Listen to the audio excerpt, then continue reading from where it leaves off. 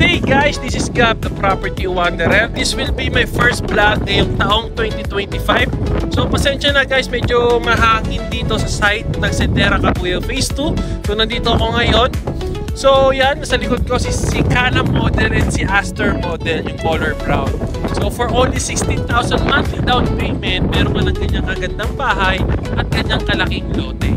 Then sa Aster model, yan yung color brown natin, 11,000 monthly down payment lang po yan. So spacious din po ang car park po niyan, 75 square meter yung lote. So dito guys, construction update ng mga bahay dito. So ongoing construction and land development si Sentera Cabuyao Phase 2. So sobrang congratulations pala sa mga nag-avail ng year 2024. So ongoing construction na po yung mga bahay nila na tinapos maaga yung down payment stage. Kasi for turnover na po ng unit nila this year 2025. So si Sentera Cabuyao Phase 2 kasi is a fast pre-selling na turnover.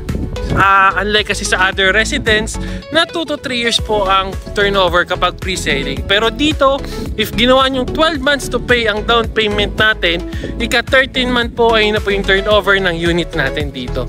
So mabilis. Bakit po sila mabilis? Kasi si mismong developer, sila na rin po yung mismong contractor ng mga bahay at yung mga yung buong subdivision, sila na po yung contractor natin mismo. So mabilis po talaga.